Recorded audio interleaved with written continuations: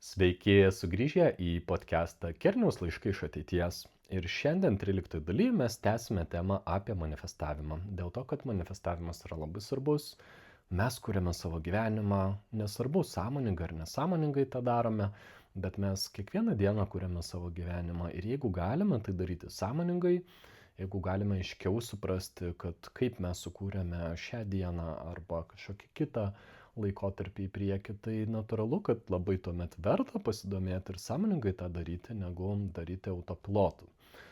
Kodėl autopiloto nėra gerai? Dėl to, kad keli dalykai. Vienas dalykas, mes tada net nežinom, kokią didelę kūrimo galią mes turime ir jos nevertiname.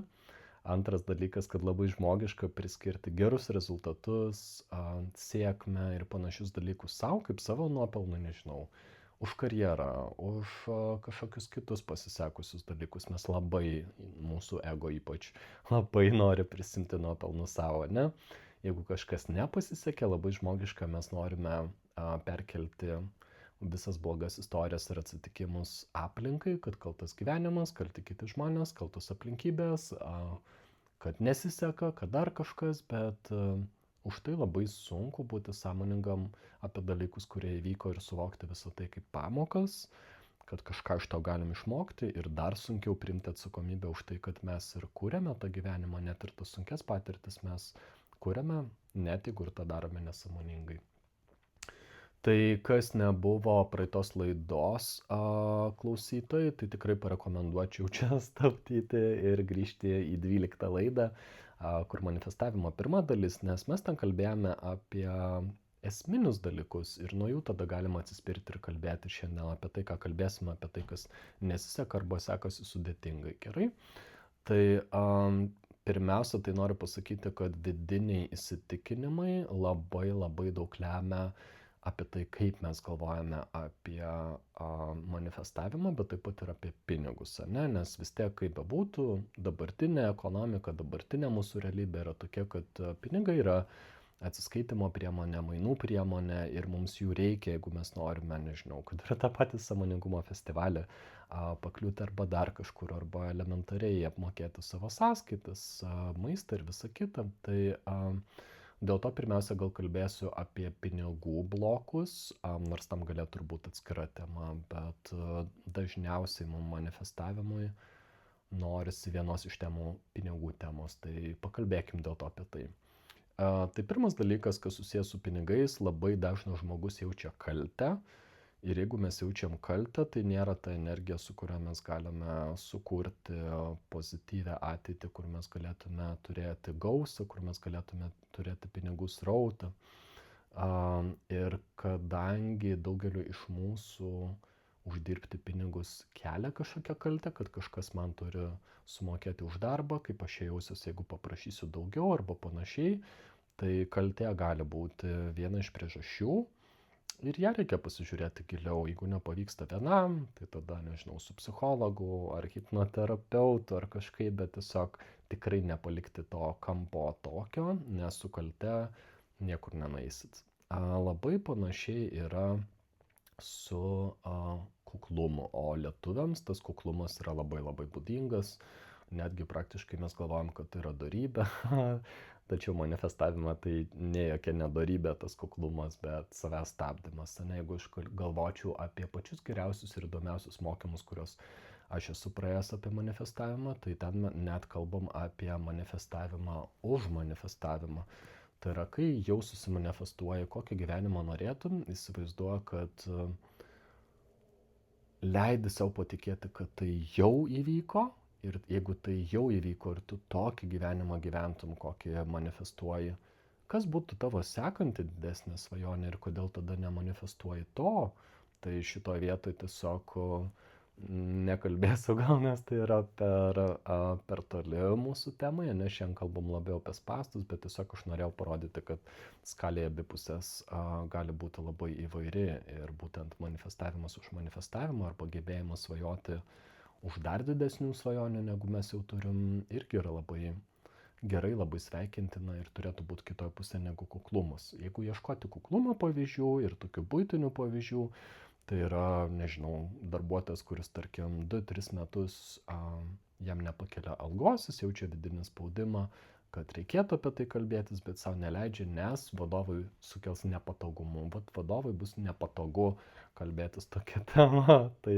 neturėtume galvoti apie tai, kad kažkam bus nepatogu, jeigu mes išsakysime garsiai savo poreikius arba dalykus, ar ne? Tai šitoje vietoje tas kuklumas gali būti. Tai tas pats ir apie svajonės, kad jeigu mano svajonė bus, nežinau, kad ir mašina, kad noriu mašinos, kuri negestų ir bent jau turėtų 4 ratus. Nu taip, galima ir taip kukliai parašyti ir tada nenustepkim, jeigu taip kukliai ir gaut, ne, ką manifestuojam, paprastai tą ir gaunam. Tai apie tai. Ir kitas dalykas yra turbūt labai sudėtingas pripažinti savo ir kitiems dalykas. Man irgi buvo sunku tai pripažinti, bet kad mes galvojame, kad pinigai yra blogai. Pinigai yra blogai dėl to, kad mes matėme tiek daug neigiamų pavyzdžių, neigiamų patirčių arba savo gyvenime, arba per valdžią, arba per, nežinau, godžius verslininkus, jeigu jie tokie, nesakau, kad jie visi tokie, tikrai to nenori daryti. Per kažkokius kitus dalykus, per tai, kad, tarkim, nežinau, tėvų draugai ar mūsų draugai, kai praturtėjo, pradėjo rinktis tokias patirtis, kur dalis draugų tiesiog liko nuošaly. Nors iš tikrųjų man atrodo, kad galima derinti įvairius dalykus, galima derinti turtingas patirtis ir paprastas patirtis. Iš savo patirties galiu pasakyti, kad nakvoti palapinėje, gamtoje, per muzikos festivalį gal ir nebuvo pats didžiausias komfortas, bet tai buvo nuostabu, ypač tie momentai, kai lyja 2-3 valandas ir aš tiesiog palapinėje nieko neveikiau, klausiausi lietaus, tai buvo tikrai nuostabu. Tai grįžtam į temą. Tai apie tai, kad mes manome, kad pinigai yra blogai. Pinigai savaime nėra blogai, bet tai kelia riziką susigadinti vertybės, dėl to aš pritariu.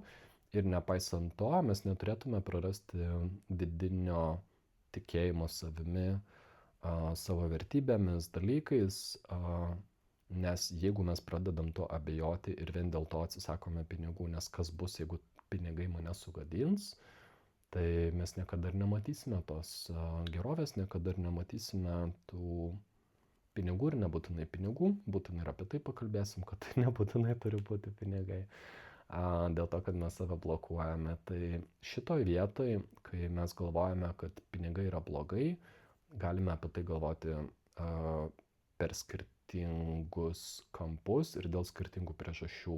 Dėl to aš manau, kad neužtenka kiekvienam iš mūsų sakyti savo, kad pinigai yra gerai, man patinka pinigai, man patinka tai jie gali nupirkti, kokias patirtis man gali sukurti ir taip toliau. Nes jeigu aš sakau tik tai tiek, kad pinigai yra gerai, vis tiek gali būti viduje kažkoks vidinis įsitikinimas, kurio aš nepaliečiu ir neužkabinu, nes jis yra kitame gylyje.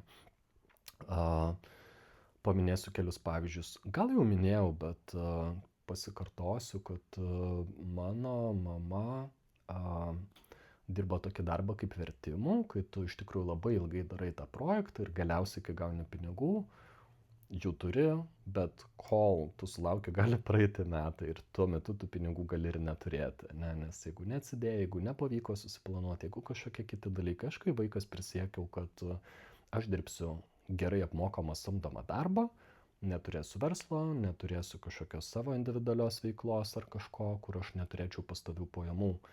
Man reikėjo šitą susitarimą su savim, šitą pažadą savo atkapstyti, tam, kad aš jį surašiau, tam, kad aš suprasčiau, kad jisai vis dar galioja, tas susitarimas su savim, kol aš jo nepakeičiau, ir jį pakeisti. Ir tik tada, kai mano vidinis įsitikinimas pasikeitė, bet pasikeitė ne tik čia, bet ir širdį, tik tada gali pajudėti dalykai, kad okei, tai nėra blogai, nepastovios pajamos, jos gali būti didesnės arba mažesnės, bet ar aš myliu tą veiklą, ar aš myliu verslą, darbą arba kažką, ką darau dėl to, jeigu tai mane džiugina, tai tada visas kitas baimės ar kažkokius kitus dalykus galiu padėti į šalį, arba jeigu turiu problemų pasižiūrėti, kam yra tos problemos, bet nebeturėti kertinio įsitikinimo, kad dirbsiu tik tai samdomą darbą, kur parašyta kokią mėnesio dieną, kiek man bus pervesta, ne? Kitas įsitikinimas buvo apie tai, kad pinigai gadina žmonės, nes aš tą pastebėjau ant savo tėvų draugų, Pastebėjau ant savo kai kurių buvusių draugų, kad ta prasme tiesiog tai tarsi išskyrė žmonės arba pakeitė tų žmonių vertybės. Ir aš matydamas tą realiame gyvenime, aš bijojau, realiai aš turėjau labai didelę baimę ir tik tai dabar ją savo pripažinau ne taip senai, kad aš bijau būti turtingas, aš bijau, kad tai mane sugadintų, aš bijau, kad gal aš būsiu nebenuširdus, gal man neberūpės tie dalykai, o rūpės tik tai nežinau, ar aš turiu naujausią telefoną, arba ar aš ten dar kažką tai turiu, ta prasme, aš bijojau, kad tai sugadins mane, dėl to man reikėjo net kelių etapų. Vienas dalykas tai tiesiog pabandyti ir pasižiūrėti, ar kažkokios brangesnės, geresnės patirtis, ar kažkokie kiti dalykai gadina mane, ar negadina, ar aš dėl to pasikeičiau, ar nepasikeičiau, ar mano vertybės pradėjo klibėti, ar nepradėjo klibėti. Ir grinai per bandymą, per testavimą, per pasižiūrėjimą, kaip aš jaučiuosi pačiom paprasčiausiam sąlygom keliaudamas, kaip aš jaučiuosi geriau keliaudamas, kaip aš jaučiuosi dar kažkur, pasižiūrėti, ar keičia mane kaip žmogų. Ir aš pamačiau, kad manęs nekeičia ir tai atnešė žymiai daugiau pasitikėjimo savim ir manifestavimu ir supratimu, kad come on, jeigu aš mačiau kitų žmonių, kad jie dėl to tapo godus arba kažkokie, tai savaime nėra problema man arba apie mane. Tiesiog aš turiu daryti dalykus sąmoningai ir jeigu sąmoningai darau dalykus, aš galiu stebėti, ar gimsta tas godumas, ar gimsta noras, kad būtinai turiu turėti naujausią telefoną ir prie to ryšuosi, nes ką kiti pagalvos. Jeigu to nedarau ir man nesvarbu, ką kiti pagalvos, ir man net nesvarbu, kokio senumo telefonas, svarbu, kad jisai filmuoja, fotografuoja, kai aš keliauju, daro dalykus, tai gal tai nėra problema. Ir tuomet aišku, irgi nebūtinai įstrigti su tuo, kad man nieko nereikia, man seni daiktai tinka, man tinka nakvynė palapinė, man nieko nereikia, nes aš įlyšiau tavo kuklumą, kuris mes sakėme, kad gali būti vertybė, o gali būti ir spastai, kad mes savo neleidžiam geresnių patirčių, ar atėję į restoraną, nežinau, išsirinkam visada patį pigiausią patiekalą, nors galėtume tikrai leisti ir ne patį pigiausią ir panašiai. Tai va, tai tas galvojimas, kad vis dėlto yra kažkokie momentai, kai mes nenorime, kad manifestavimas pasisektų ir dėl to manifestuojam kažkaip kitaip, tai kuriam gyvenimą, kuriame nėra dalykų, kurių norėtume, nes bijome norėti, nes bijom, kad jeigu taip atsitiktų, ką su mum tai padarys, arba sulaužys mūsų vidinį susitarimą, kurį turėjome su savimi ir taip toliau, taip toliau. Tai šitie dalykai ir kas dar galėtų būti iš spastų, tai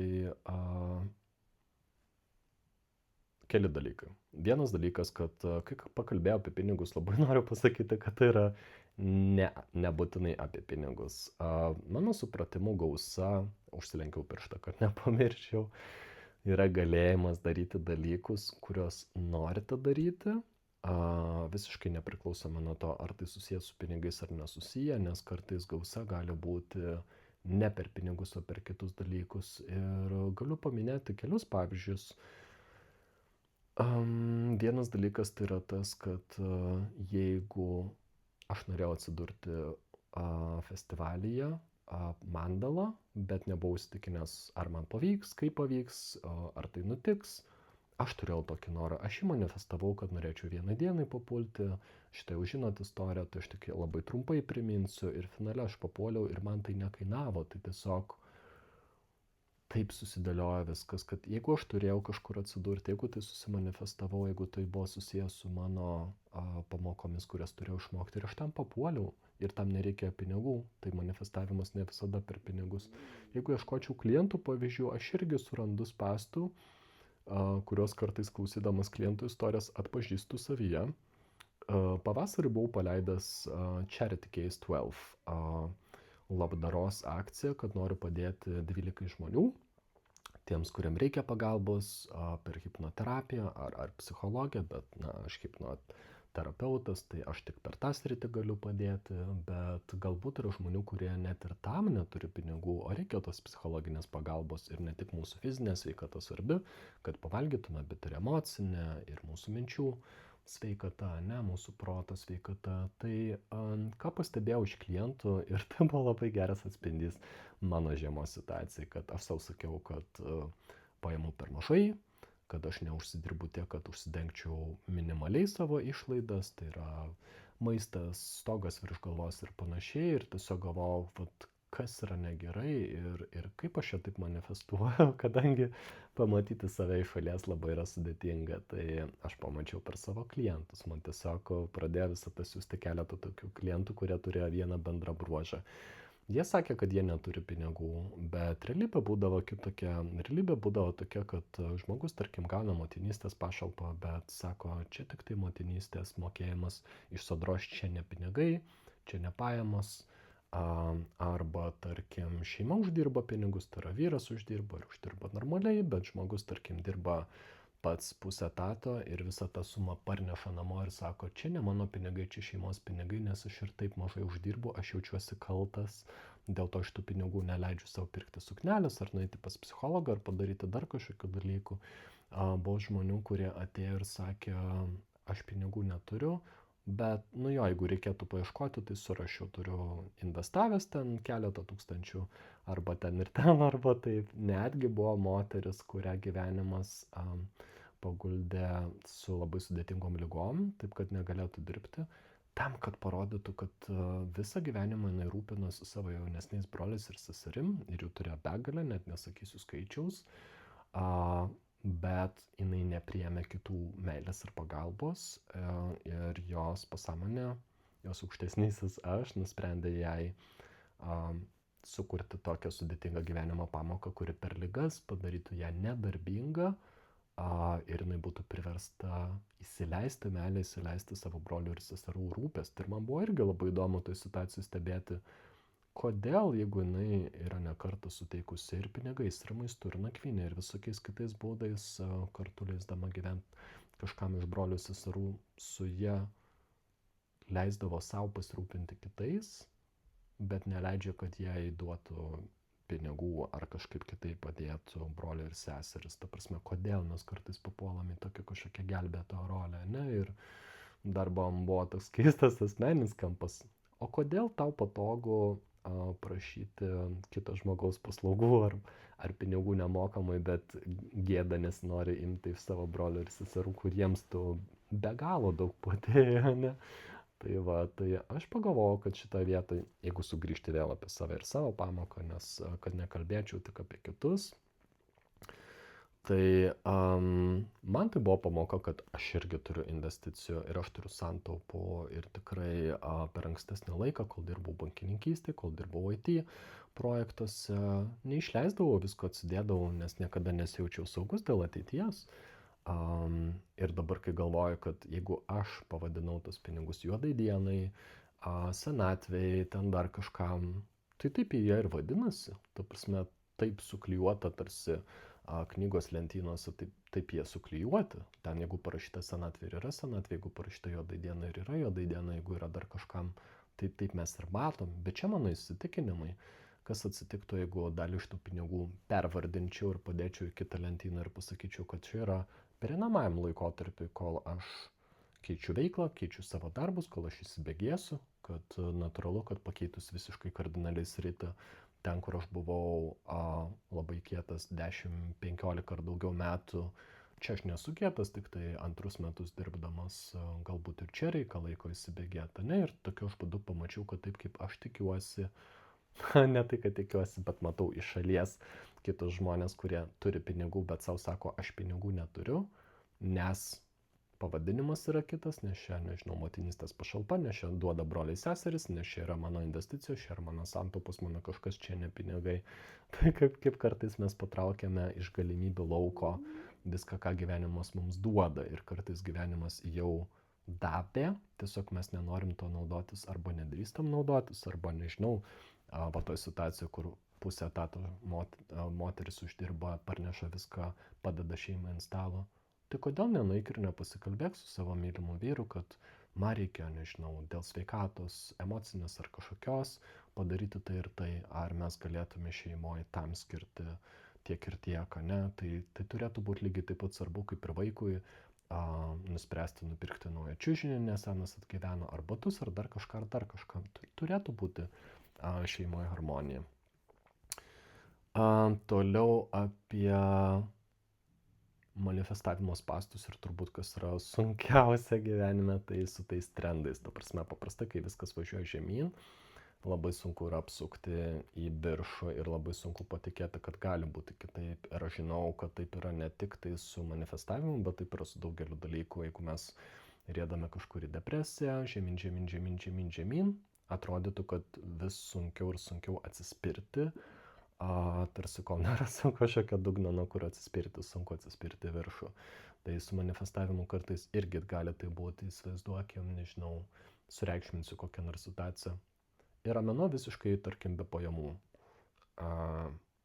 Taip atrodė mano sausis nuoširdžiai, ne? Nes aš jau buvau baigęs praktiką, buvau baigęs visiems, kam norėjau padėti nemokamai ir tiesiog norėjau pradėti mokamą veiklą, ne? Tai vat, kai tu susiduri, kad mėnesį tu pajamų nerandi, apsikeiti kažkokiam sesijom, gal su kolegom, gauni kažkokiais, gal kitais mainais, nebūtinai pinigais, bet toks jausmas, kad pala, bet man vis tiek reikia dar ir pinigų, kaip aš naisiu į maisto parduotuvę ir susimokėsiu ne pinigais. Ir aš prisimenu, kad tai man tikrai kėlė kažkokį ir nerimą, ir baimę, ir nepasitikėjimą savim, ir daugybę kitų dalykų, ir bandymą suprasti, kur slypi tie blokai, kad ką darau ne taip, ką turėčiau daryti daugiau ar mažiau, kai yra toks faktas. Ir aš žinau, kad daugelis iš jūsų irgi, kai susidurėm su realybė, kad jinai yra ne tokia, kokią mes norėtume, labai sunku manifestuoti į kažkokią gerą realybę, nes atrodytų, kad kiekvieną dieną faktai tau primena, kad kažko nėra, trūksta, nėra, ir tada labai sunku persijungti į kilimą į viršų manifestavime, kaip ir gyvenime. Tai kaip tą padaryti?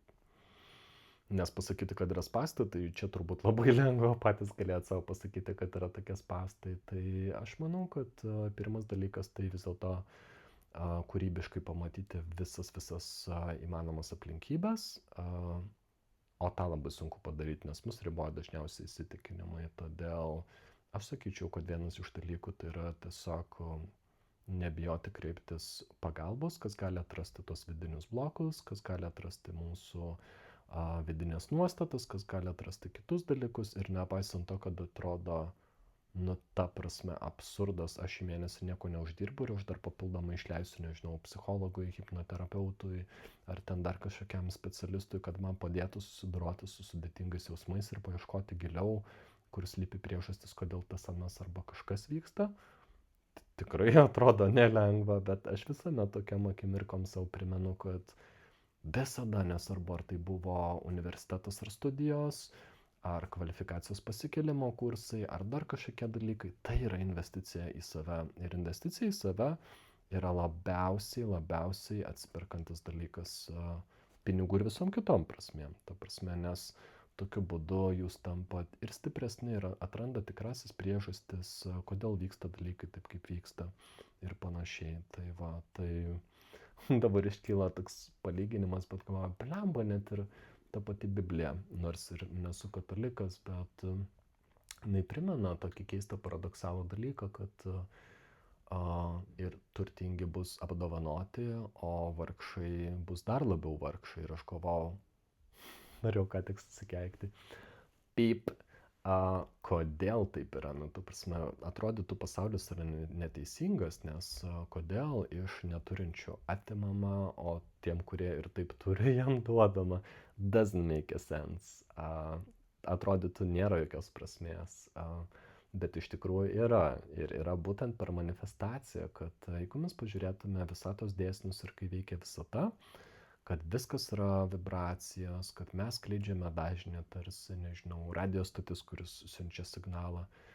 Tai įsivaizduokit, kokį signalą mes siunčiam, kai aš sakau, kad aš neturiu pinigų, man trūksta pinigų, nėra pinigų, nieko negaliu sau leisti, šiandien parduotuvėje gal to nepirksiu, gal ano nepirksiu, nes viskas yra blogai.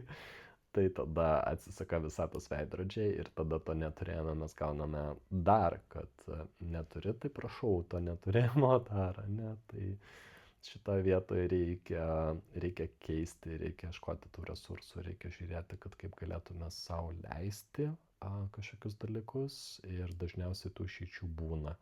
Ta prasme, aš taip ir nesutikau nei vieno iš tų žmonių, kuriem norėjau steigti pagalbą nemokamai, kad jie nebūtų galėję susimokėti, jie tikrai turėjo ieškoti, tiesiog požiūris buvo tas, kad negaliu sau leisti, nes netaip įsivaizduoju pinigų srautus ar kažkokius kitus dalykus, arba ne tam skirti pinigai, arba ten ne pinigai, o investicijos ar dar kažkas, ne?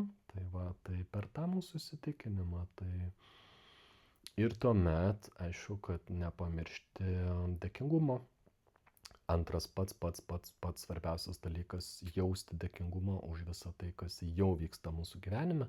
Tai daug nesikartosiu, nes prie to laido apie tai kalbėjau, bet aš turiu omeny, kad mes realiai užmirštame, koks yra brangus ir nuostabus švarus vanduo, kuris bėga iš krano, kurį galiu gerti, tai kad galiu nueiti į karštą dušą, tai kad turiu stogą virš galvos ir daugybę dalykų. Tai nepaisant to, kad apie ką galvojat manifestuodami, kad ką norisi sukurti, negalvokit iš to trūkumo perspektyvos, kad dabar gyvenate blogai. Tiesiog ir dabar gyvenate neblogai, tiesiog mes to labai dažnai nevertiname ir tiesiog per dėkingumą galime tikrai kelti savo energiją viršų ir galim būti dėkingi už daug dalykų. Norite dėkingo pavyzdžio, mielo? Praeitą savaitę, kai buvau grįžęs į Vilnių tarp festivalių, tai buvau susitikęs su savo draugė, jinai beje jogos mokytoja, ir mes susitikom tiesiog prie Balto tilto, nes tiesiog daug vietos, daug gamtos, upė šalia, visi dalykai. Ir aš užėjau nusipirkti mačą, labai mėgstu mačą gėrimą, klausimas gal net labiau negu kavą, bet aš užeinu ir pažiūriu savaitės. Gėrimas yra mačia su žemuogė. Reikėjo matyti mano veidą. Ta prasme, aš buvau toks laimingas ir dėl to, kad nesenai mano manifestavimai buvo apie žemuogės. Prie to laidą apie tai pasakau ir čia buvo tarsi žemuogių manifestacijos tęsinys, kad mačia būtų su žemuogėm. Ir iš kitų manifestavimo dalykų, didesnių dalykų, tai minėjau praeitą kartą irgi pavyzdį apie tai, kaip pasikeitė mano profesija kardinaliai ir taip, kaip niekada nebūčiau susvajojęs, bet labai svarbus ir kitas momentas, kurį praeitoje laidoje jau užsiminiau, bet apie tai, kad mes, kai jau manifestuojam konkretų dalyką, mes jį išjaučiam, kad mes ne tik įsivaizduojam, bet ir išjaučiam tą dalyką, bet labai svarbu finale vis dėlto paleisti tą įsivaizdavimą ir leisti išsiskleisti gyvenimui kitaip. Va šita dalis, aš jos vis dar mokausi, man yra taip nelengva irgi, nes atrodo susimanifestuoja kažkokius konkrečius dalykus ir lauki, kad gyvenimas būtent taip vat kažkaip siaurai tau paduotų atgal. Visi būna ir paduoda visiškai kitaip. Koks čia neseniausias pavyzdys galbūt festivalį dabar, kai buvau, aš galvojau, ten tiek daug veiklų ir ten gali būti ir apie tą paskaitą, ir tokia praktika ir taip toliau. Ir realiai man daugybė tų vedlių, tų mokytojų nepažįstami, aš nežinau, kuris iš jų geras ir panašiai, kaip man pakliūti ten, kur man būtų smagu. Ir aš prisimenu, kad pirmą dieną tik atvykęs ir vakare pasižiūrėjęs, kaip man sekėsi, supratau, kad pasiėmiau tik tai šokius pirmą dieną ir tai gerai, bet noriu kažko daugiau, noriu dienos praktikų. Ir aš sau daviau vakare tokį kaip manifestavimą, kaip pažadą, kaip gal intenciją kitos dienos, kad kitą dieną aš noriu be proto pastangų, kad man nereikėtų gilintis į lenteles, galvoti, kur čia nueiti, ar čia geriau, bet tiesiog grinai vedamas intuicijos, vedamas jausmo, atsidursiu ten, kur turiu būti, tuo laiku, kai turiu būti ir patirsiu nuostabius dalykus. Taip ir atsitiko. Aš atsidūriau healing erdvėje, gydymo erdvė, tai buvo pavadinta ta palapinė. Ir atsidūriau per kontaktinės improvizacijos užsiėmimą, tai jau tiesiog gal 5 minutės iki tai prasideda. Tai buvo labai nuostabi patirtis, man stipriai siejasi su mano nesenai improvizacinio teatro patirtimis. Tiesiog šita buvo, jeigu trumpai drūtai, tai tarsi per šiuolaikinį šokį, kai kontaktas su kitu šokėjo metu, bet be jokių žodžių, bet įsiklausydamas į kūną, į kito judesį, į savo judesius, tu kvieti kažkokiam kitam judesiui, sekančiam judesiui, arba jauti, kaip kitas tai daro, arba abudu kūrybiškai tai darote. Tai tiesiog papuoliau ten, kur turėjau papulti be pastangų. Ir man atrodo, tokios manifestacijos yra pačios gražiausios manifestacijos, ne tik apie materialius dalykus, ne? Tai jo, tai mes apkalbėjom tuomet kokius pastus apie vidinius blokus, vidinius sustarimus, apie kaltės jausmą, kad pinigus gauti arba išleisti yra blogai. Kalbėjom apie mūsų lietuvišką kuklumą, ne, ir kalbėjom apie tai, kad būna sunku išlipti iš duobių, jeigu gyvenimas užpuolė su sudėtingom aplinkybėm. Ir tai nebūtinai yra apie tai, kad nėra pajamų mėnesį arba kažkas. Tai gali būti, kad, nežinau, pradėjo viskas gesti, kas namie ar ten, dar kažkokie dalykai. Bet kad tokiais momentais labai svarbu nepasiduoti tam neigiamam trendui iki galo ir paieškoti platesnių galimybių, nepamiršti vis dar surasti, už ką vis tiek esam dėkingi net ir sudėtingą dieną. Garantuoju, kad net ir pačią sudėtingiausią dieną, kokią esate patyrę, buvo gražių momentų. Ar mes juos sugebėjom pastebėti? Bet čia yra klausimas.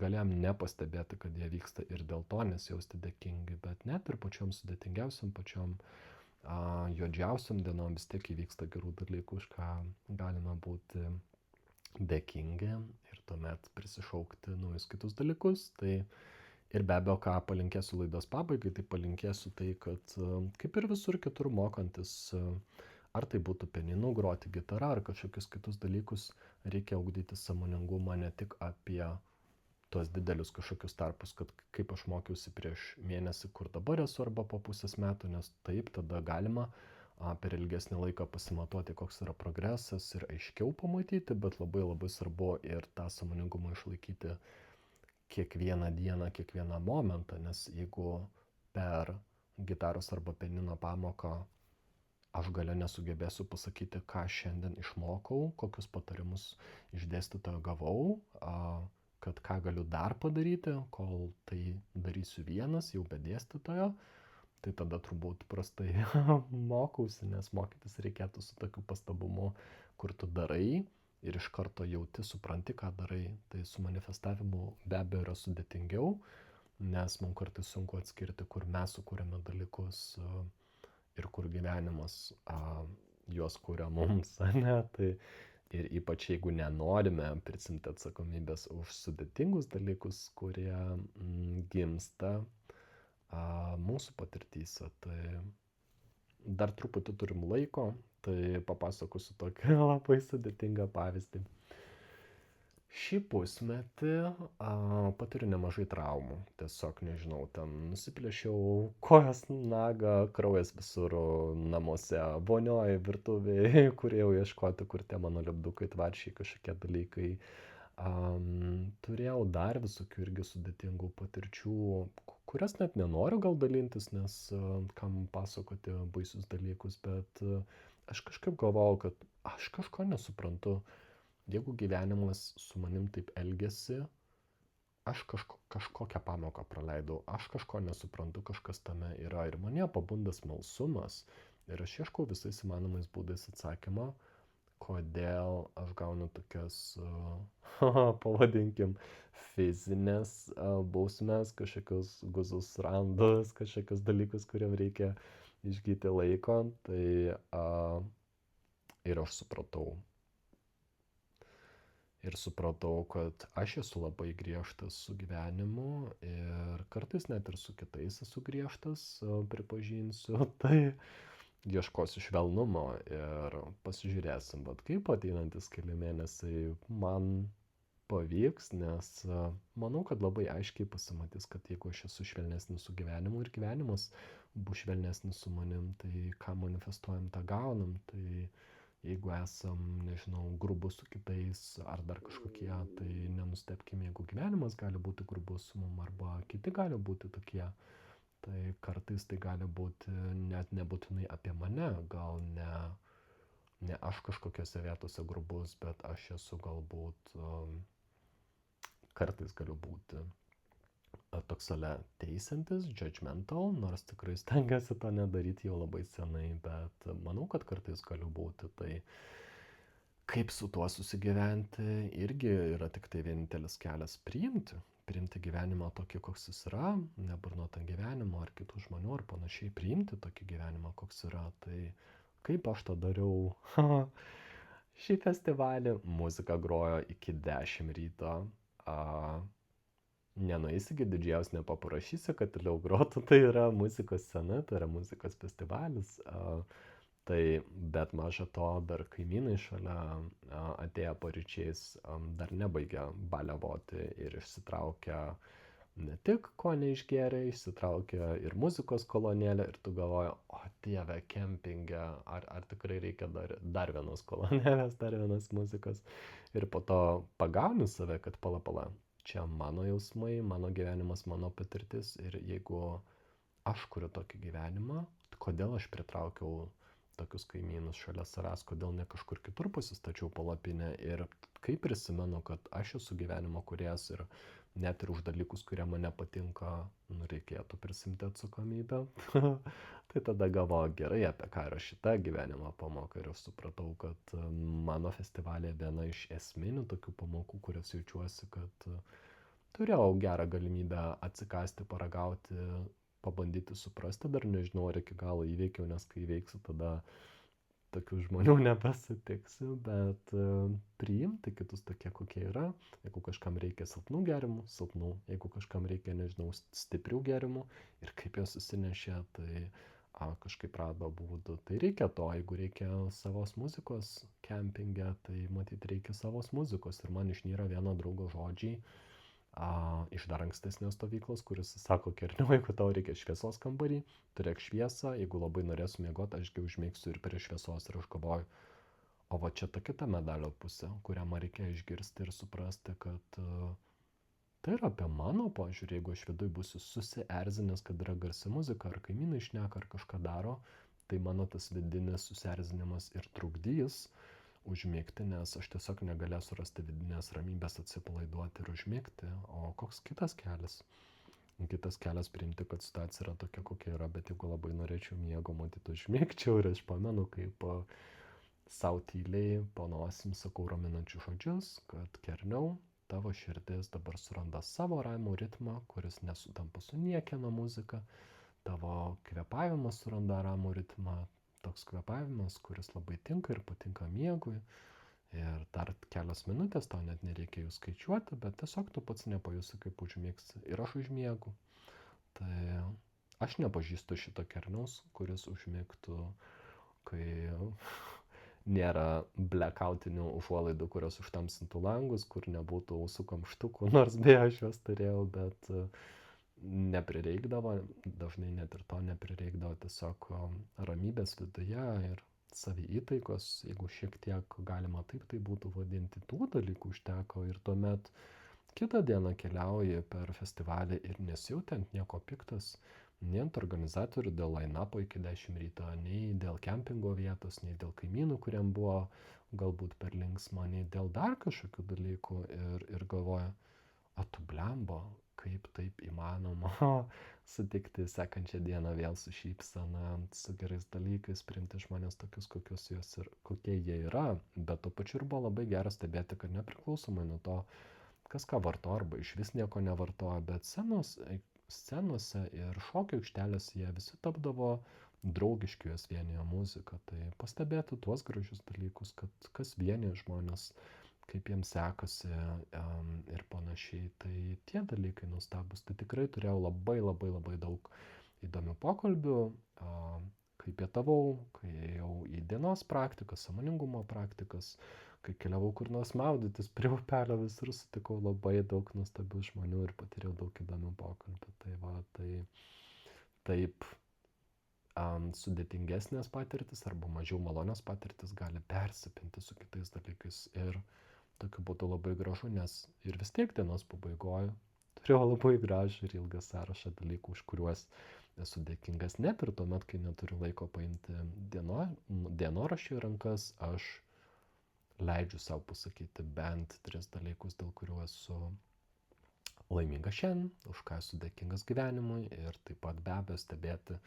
manifestuojant dalykus, ką darai, kaip darai, prisimti atsakomybę ir už gerus ir blogus dalykus ir kurti daugiau gerų. Tai to ir palinkėsiu jums.